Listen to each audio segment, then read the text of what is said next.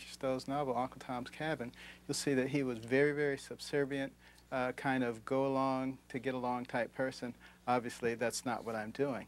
And what the left frequently does, and some aspects of the right too, is they try to make life so unpleasant for anybody who disagrees with them that people will keep silent. And I know that it's working because so many people come up to me and say, thank you for having the courage to express this. This is the same way I feel. But most people won't speak up. I'm trying to get people to speak up because, you know, this country is changing into something else. And we need to make sure that we really want it to change into something else and not just end up there and ask ourselves, how do we get there? And I know that, I mean, most people who get attacked in this country, whether it's, you know, cable news people or doctors or what have you, they get attacked because they're considered a threat. I mean, if you were not effective in your message, they would dismiss you. But you have been a very effective messenger of the ideals that you have. And one of them has been, as I mentioned, this belief that in this country we are more and more veering toward viewing ourselves or our own bad luck or our own bad decisions as victims. You know, it's not our fault. We're just victims, and we need to blame somebody else for it, and then we need somebody else to help us out of this situation. And that's correct. And as I've said many times, and by the way, I should mention the things that I've been talking about are things that I've been talking about for 20 years. So people who want to call me names now, they need to go back and look at what I was saying when they were saying that I was a wonderful person and a hero because they didn't know or they thought that I agreed with them. But the fact of the matter is, you know, the whole problem is that we've allowed certain segments to divide our society up and to make us all into enemies. And of course, a house divided against itself cannot stand, but they derive their power from division. They derive their relevance from division. And I'm very much hoping that the American people will actually wake up and see who the real problem is. You know, on the subject of these single-parent families, and how problematic they have proven to our children, to our literacy rates and so on. You've been outspoken from Detroit. You're a child of a single mother who helped raise you and helped put you through or encourage you to go to school. You wound up at Yale. But you've been wanting folks to speak honestly about what is happening in our inner cities in particular, family implosion. Yes. Why is this not, I mean, O'Reilly's been talking about this a little bit, but why is this not discussed more? Because it's become politically incorrect to do so. You know, every lifestyle is now supposed to be equivalent. You know, we're doing basically the same things that the Romans did before the collapse of the Roman Empire, when the great wise men with their long white beards would wax eloquently on every subject. And nothing was right, nothing was wrong, everything was relative. And they kind of lost their identity, and they went right down the tubes. And believe me, if anybody thinks that we're moving upward through all of this victimization and division, they really need to examine their ability to analyze things. Do you think that we need our president to be more active, more vocal on this subject? I mean, I know, having grown up in Detroit, you look at that city, but 80% of Detroit children raised in single-parent homes. There's a 49% adult illiteracy rate. This is quoting from the Associated Press. Studies from Columbia, Harvard, and Princeton have found a crisis among inner-city black males. Half of 20-something black men unemployed. Single parenthood, the #1 indicator of poverty. Do we need our president to focus on this to try to inspire folks to make different choices?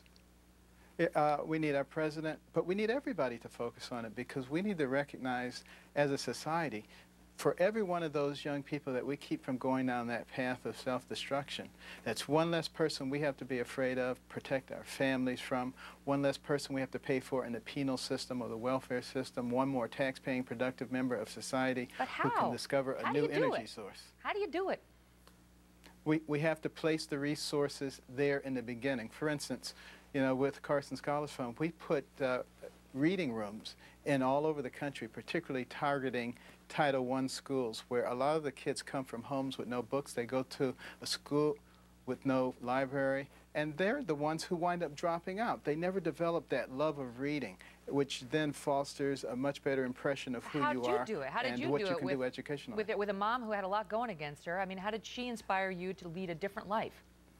Well, she made me read books. I didn't want to, but you know, there are parental discretions which allow you to force children to do things, and interestingly enough, after a while, I didn't mind reading those books at all because we were desperately poor, but between the covers of those books, I could go any place, I could be any, could do anything.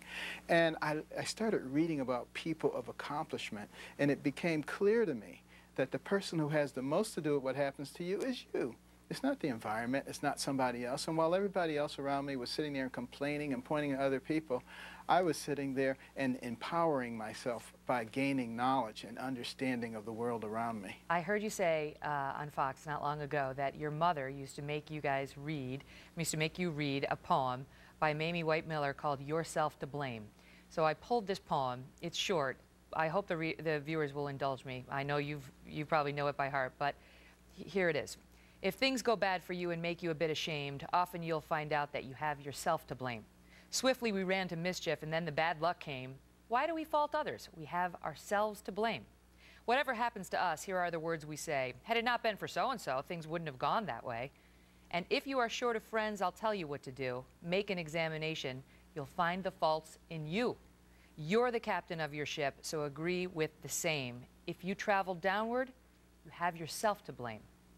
What does that mean to you? I can hear those words every time I made an excuse. Believe me, I heard that poem. And, you know, it meant that my mother was not going to accept excuses from me or from my brother. So we had to stop looking for excuses, and we had to start looking for solutions.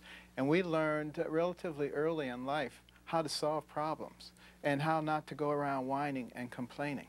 And, you know, that has been something that has characterized my life, you know, throughout my professional career.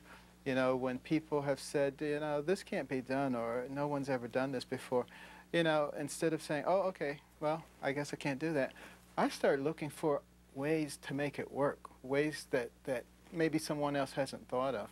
And that's what we need to start doing as a nation. We need to develop, once again, that can-do attitude as opposed to that what can you do for me attitude. That is destroying our nation. That is destroying the ideal of America.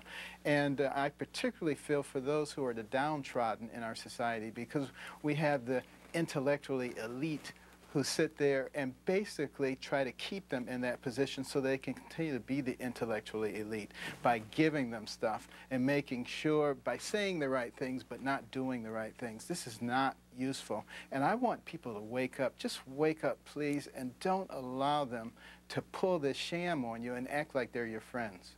This is a man, speaking of can-do attitude, who separated conjoined twins. It takes a lot to get to Johns Hopkins University, never mind the director of neurosurgery pediatric. Dr. Carson, it's a pleasure to have you on. Thank you so much for being here, sir. My pleasure. Thank you. You know, on that front, I'm fond of quoting one of my mentors, Britt Hume, who has a saying which I really believe in, which is, winners take responsibility, losers blame others. And if you live your life by that mantra, it only produces success, just to keep challenging yourself. Challenge yourself to do better. Look inside and see if you can fix the problem.